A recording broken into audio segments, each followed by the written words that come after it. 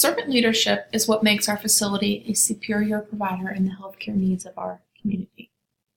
A servant leader focuses primarily on the growth and well-being of other people and the communities in which they belong. Robert Greenleaf once broke down the idea of leadership and stated that, while traditional leadership generally involves the accumulation and exercise of power by one at the top of the pyramid, servant leadership is different.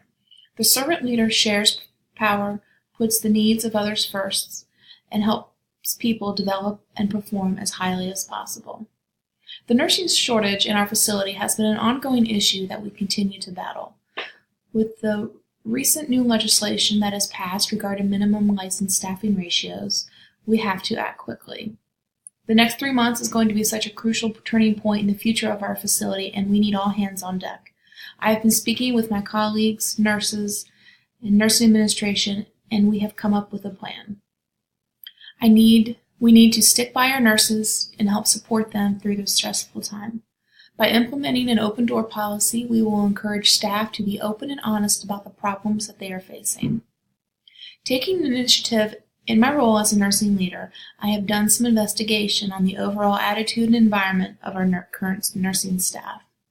As a leader, making connections, identifying solutions, and then taking action is an effective way to be a leader. This will be a huge test of the leadership qualities that our facilities employees are capable of. I will try to lead my nurses with focus and give them direction. I will be direct and supportive where I can be and provide immediate feedback. Effective leadership is critical right now as we are faced with a hard time ahead. The relationship leadership style paradigm would be more effective in this situation regarding my views of leadership. Let's try to keep the qualified nursing staff that we have, the ones that are willing to put forth the effort and work with the administration during this change will be the backbone of our facility. In order for this to work, we must be open and supportive. I will listen to their needs and fill in when I can and delegate tasks. In the interim, we will need to hire within the float pool and/or travel nurses to help cushion the loss of the nurses, and focus our ways to discourage nursing turnover and increase recruitment. Investing in our staff is key. Incentives, whether it be monetary, more PTO, or more ancillary staff while we are working on our kinks, may prove to be beneficial. Through the principles of servant leadership, we can empower those to do their best. Some of the characteristics that will help foster our desired outcomes are to be active listeners, empathize with our staff, continue to be good stewards of healthcare, foster and build trustworthy relationships with one another, and lastly, be committed to the growth of others. Let's maximize the strength of our staff. Servant leadership is a philosophy and set of practices that enriches the lives of individuals, builds better organizations, and ultimately creates a more just and caring world.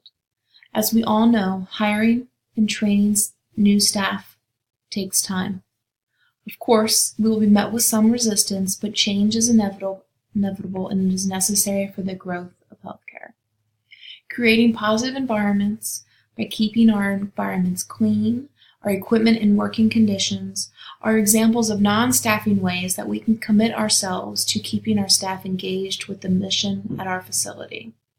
Reducing the inconvenience of faulty equipment can also be regarded as a patient safety issue as well, which brings up another great point.